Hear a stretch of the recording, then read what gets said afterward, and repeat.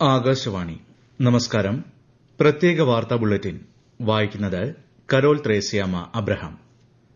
ചെറിയ പെരുന്നാൾ നാളെ. രാജ്യത്തെ എല്ലാ പൌരന്മാർക്കും ഈദ് ഉൽ ഫിത്തർ ആശംസകൾ നേർന്ന് രാഷ്ട്രപതി ദ്രൌപദി മുർമു. സാമൂഹിക ബന്ധങ്ങൾ വളർത്തുന്നതിനും ഐക്യവും സമാധാനവും സമൃദ്ധിയും നിറഞ്ഞ സമൂഹത്തിന്റെ സൃഷ്ടി പ്രോത്സാഹിപ്പിക്കുന്നതിനും ഈദ് ആഘോഷം കരുത്തേകുമെന്ന് രാഷ്ട്രപതി പറഞ്ഞു.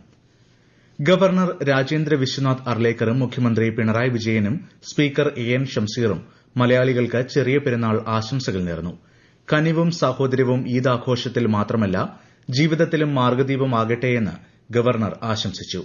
പരസ്പര വിശ്വാസത്തിലും സാഹോദര്യത്തിലുമൂന്നിയ സാമൂഹിക ബന്ധങ്ങളുടെ തിളക്കമാണ് ഈദ് ആഘോഷങ്ങളുടെ സവിശേഷതയെന്ന് മുഖ്യമന്ത്രി പിണറായി വിജയൻ പറഞ്ഞു. ലോകം നേരിടുന്ന സുപ്രധാന വെല്ലുവിളികളിലൊന്ന് തുണി മാലിന്യമാണെന്ന് പ്രധാനമന്ത്രി നരേന്ദ്രമോദി. ഈ വെല്ലുവിളി നേരിടാൻ ഇന്ത്യയിൽ പ്രശംസനീയമായ നിരവധി ശ്രമങ്ങൾ നടക്കുന്നുണ്ടെന്നും അദ്ദേഹം ചൂണ്ടിക്കാട്ടി. രാജ്യത്ത് കഴിഞ്ഞ 8 വർഷത്തിനിടെ ജലസംരക്ഷണ സംവിധാനങ്ങളിലൂടെ 11 ബില്യൺ ക്യൂബിക് മീറ്ററിലധികം വെള്ളം സംരക്ഷിക്കാനായി. വേനൽ അവധിയിൽ സന്നദ്ധ പ്രവർത്തനങ്ങളിൽ വ്യാപൃതരാകാൻ വിദ്യാർത്ഥികൾ സമയം കണ്ടെത്തണമെന്നും മൻ കി ബാത്തിന്റെ 120ാം പതിപ്പിൽ പ്രധാനമന്ത്രി ആഹ്വാനം ചെയ്തു. പ്രധാനമന്ത്രി നരേന്ദ്രമോദി ഛത്തീസ്ഗഡിലെ ബിലാസ്പൂരിൽ 33,700 കോടി രൂപയുടെ വിവിധ വികസന പദ്ധതികളുടെ സമർപ്പണവും തറക്കല്ലിടലും നിർവഹിച്ചു. അഭൻപൂർ റായ്പൂർ റെയിൽവേ ഡിവിഷനിലെ മെമു ട്രെയിൻ സർവീസും പ്രധാനമന്ത്രി ഫ്ളാഗ് ഓഫ് ചെയ്തു. ലഹരിയുടെ ഉന്മൂലനത്തിന് പൊതുസമൂഹത്തിന്റെ ഇടപെടൽ അനിവാര്യമാണെന്ന് മുഖ്യമന്ത്രി പിണറായി വിജയൻ. ലഹരി വ്യാപനം തടയാൻ തിരുവനന്തപുരത്ത് വിളിച്ച യോഗത്തിൽ സംസാരിക്കുകയായിരുന്നു അദ്ദേഹം. യോഗത്തിൽ ഉയർന്നുവന്ന നിർദ്ദേശങ്ങൾ സ്കൂളുകളിൽ അടുത്ത അധ്യയന വർഷം മുതൽ നടപ്പാക്കുമെന്ന് മന്ത്രി വി ശിവൻകുട്ടി പറഞ്ഞു. സർക്കാർ മേഖലയിൽ ആദ്യമായി റോബോട്ടിക് പീഡിയാട്രിക് സർജറി വിജയകരമായി പൂർത്തിയാക്കി Thiruvananthapuram regional cancer centre. Nepal സ്വദേശിയായ 3 വയസ്സുകാരനിലാണ് ശസ്ത്രക്രിയ നടത്തിയതെന്ന് ആരോഗ്യമന്ത്രി വീണ ജോർജ് അറിയിച്ചു. കേരളത്തിലെ സമ്പൂർണ്ണ മാലിന്യമുക്ത തദ്ദേശ സ്വയംഭരണ സ്ഥാപനങ്ങളുടെ പ്രഖ്യാപനം മന്ത്രി എം ബി രാജേഷ് നിർവഹിച്ചു. 13 മാനദണ്ഡങ്ങളിൽ ഓരോന്നിലും 80% പുരോഗതി കൈവരിച്ച തദ്ദേശ സ്വയംഭരണ സ്ഥാപനങ്ങളെയാണ് മാലിന്യമുക്തമായി പ്രഖ്യാപിച്ചത്. എമ്പുരാൻ സിനിമ കാരണം പ്രിയപ്പെട്ടവർക്കുണ്ടായ മനോവിഷമത്തിൽ ഖേദം പ്രകടിപ്പിച്ച് നടൻ മോഹൻലാൽ. കലാകാരൻ എന്ന നിലയിൽ തന്റെ സിനിമ ഏതെങ്കിലും രാഷ്ട്രീയ പ്രസ്ഥാനത്തോടോ ആശയത്തോടോ മതവിഭാഗത്തോടോ വിദ്വേഷം പുലർത്തുന്നില്ല എന്നുറപ്പുവരുത്തേണ്ടത് തന്റെ കടമയാണെന്നും അദ്ദേഹം സമൂഹമാധ്യമത്തിൽ കുറിച്ചു.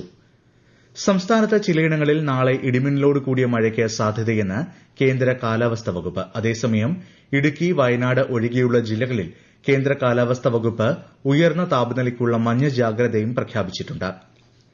ഹിമാചൽ പ്രദേശിലെ കുളു ജില്ലയിൽ മണ്ണിടിച്ചിലിനെ തുടർന്ന് വലിയ മരം നിരവധി വാഹനങ്ങൾക്ക് മുകളിൽ വീണ് 6 പേർ മരിക്കുകയും 5 പേർക്ക് പരിക്കേൽക്കുകയും ചെയ്തു. കൊടുങ്കാറ്റിലും മണ്ണിടിച്ചിലിലും കടപുഴകി വീണ മരം റോഡിൽ നിർത്തിയിട്ടിരുന്ന വാഹനങ്ങൾക്ക് മേൽ പതിക്കുകയായിരുന്നു. ഐപിഎൽ ക്രിക്കറ്റിൽ സൺറൈസേഴ്സ് ഹൈദരാബാദിനെതിരെ ഡൽഹി ക്യാപിറ്റൽസിന് 7 വിക്കറ്റ് ജയം. രണ്ടാം മത്സരത്തിൽ ടോസ് നേടിയ ചെന്നൈ സൂപ്പർ കിങ്സ് രാജസ്ഥാൻ റോയൽസിനെ ബാറ്റിംഗിനയച്ചു. ഛത്തീസ്ഗഡിലെ ബീജാപൂർ ജില്ലയിൽ 50 മാവോവാദികൾ സുരക്ഷാ സേനയ്ക്ക് മുൻപിൽ കീഴടങ്ങി. ഛത്തീസ്ഗഡിൽ ഇതാദ്യമായാണ് ഇത്രയധികം പേർ ഒരേ സമയം അക്രമപാത വിട്ടൊഴിയുന്നത്.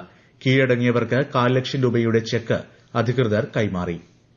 മ്യാൻമറിലുണ്ടായ ഭൂകമ്പത്തിൽ മരണസംഖ്യ 1700 കടന്നതായി മ്യാൻമർ സൈനിക മേധാവി.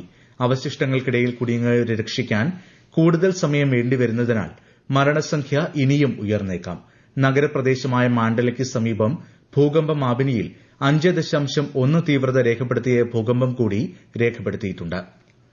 ഓപ്പറേഷൻ ബ്രഹ്മയുടെ ഭാഗമായി ഇന്ത്യൻ നാവികസേനയുടെ കപ്പലുകളായ കർമുഖ്, LCO 52 എന്നിവ ആൻഡമാൻ നിക്കോബാർ കമാൻഡിൽ നിന്ന് മ്യാൻമറിലെ യാങ്കോണിലേക്ക് യാത്ര തിരിക്കും. വസ്ത്രങ്ങൾ, കുടിവെള്ളം, ഭക്ഷണം, മരുന്നുകൾ എന്നിവ ഉൾപ്പെടെ 52 ടൺ ദുരിതാശ്വാസ സാമഗ്രികളുമായാണ് 2 കപ്പലുകളും യാത്ര തിരിക്കുന്നത്. ഗ്രീസിൽ നടക്കുന്ന ബഹിരാഷ്ട്ര വ്യോമാഭ്യാസമായ ഇനിയോവോസ് 25ൽ ഇന്ത്യൻ വ്യോമസേന പങ്കെടുക്കും. തിങ്കളാഴ്ച ആരംഭിക്കുന്ന 12 ദിവസം നീളുന്ന പരിപാടിയിൽ സുഖോയ് 30 MKI യുദ്ധവിമാനങ്ങളും IL-78, C-17 വിമാനങ്ങളും വ്യോമസേനയ്ക്കായി അണിനിരക്കും. വ്യാപാര മേഖലയിലെ സഹകരണം മെച്ചപ്പെടുത്താൻ ചൈന, ജപ്പാൻ, ദക്ഷിണ കൊറിയ ധാരണ. സോളിൽ നടന്ന വ്യാപാര മന്ത്രിമാരുടെ യോഗത്തിലാണ് തീരുമാനം. പ്രാദേശിക ആഗോള വ്യാപാരം പ്രോത്സാഹിപ്പിക്കുന്ന വിധത്തിൽ ത്രിരാഷ്ട്ര സ്വതന്ത്ര വ്യാപാര കരാർ യാഥാർത്ഥ്യമാക്കാൻ ശ്രമിക്കുമെന്ന് മന്ത്രിമാർ പ്രസ്താവനയിൽ അറിയിച്ചു. പ്രത്യേക വാർത്താ ബുള്ളറ്റിൻ കഴിഞ്ഞു. അടുത്ത വാർത്താ പ്രക്ഷേപണം നാളെ രാവിലെ 6:45-ന്.